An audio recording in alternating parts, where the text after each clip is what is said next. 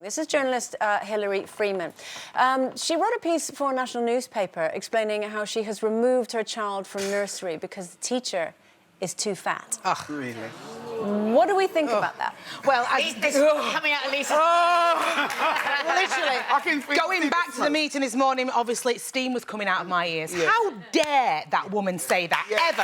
And I have a right to that because I've been, a very, very big lady. At the end of the day, let's get to the core of this. She is a teacher.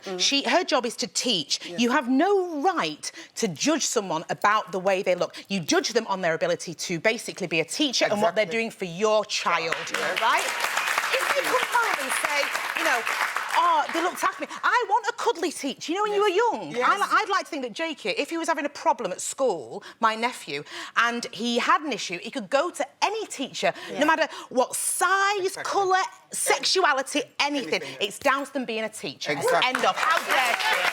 What I think that you're doing, if you remove your child because of this, you're saying to your child, don't tolerate any difference. Yeah. Do not tolerate any difference. And I would like to ask this woman, how would she have responded if the woman was very, very thin? Exactly. If she was an anorexic? Exactly. Completely. With because say if you had whatever eating issue you have, is it going to affect your ability to teach? I don't think never. So. I don't never, think so. ever. No. Right. I think that's pretty unequivocal. Massively agreeing.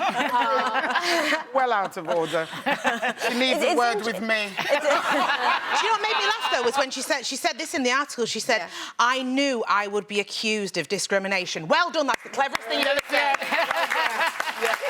It's interesting because obviously, as a journalist, sometimes, especially as a columnist, you're expected to put forward a point of view which is almost devil's advocate. It's not necessarily something that you would feel yourself. Obviously, the headline was "Why I refuse to let my daughter be taught by a fat teacher," so that was fairly unequivocal.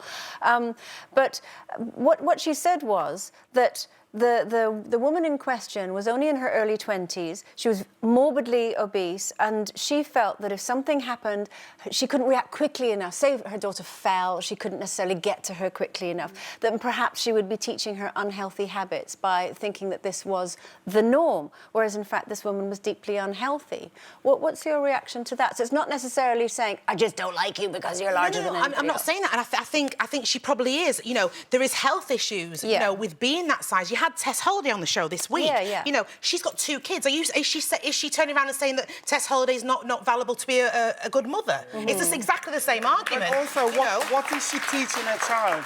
What is she teaching that little child? The child is 2.